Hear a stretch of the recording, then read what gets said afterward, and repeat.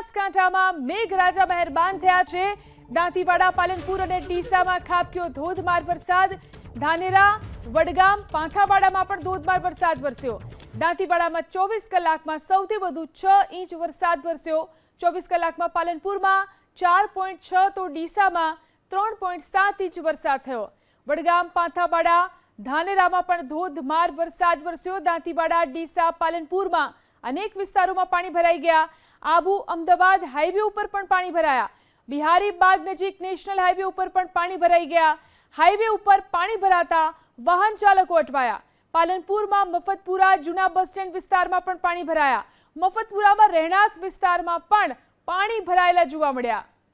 તો અલગ અલગ દ્રશ્યો બનાસકાંઠાના જોઈ શકાય છે। જે રીતે ભારે વરસાદ ખાબક્યો છે, અનેક રહેણાંક વિસ્તારમાં પાણી ભરાઈ ચૂક્યું છે। આ ઉપરાંત હાઈવે ઉપર પણ પાણી ભરાવાને કારણે વાહન ચાલકોને અહીંથી પસાર થવામાં ખૂબ જ મુશ્કેલી પડી રહી છે। ખેતરોની અંદર પણ પાણી ભરાઈ ચૂક્યા છે, તો આ તરફ રેલ નદી પણ બે કાંઠે વહેતી જોવા મળી રહી છે।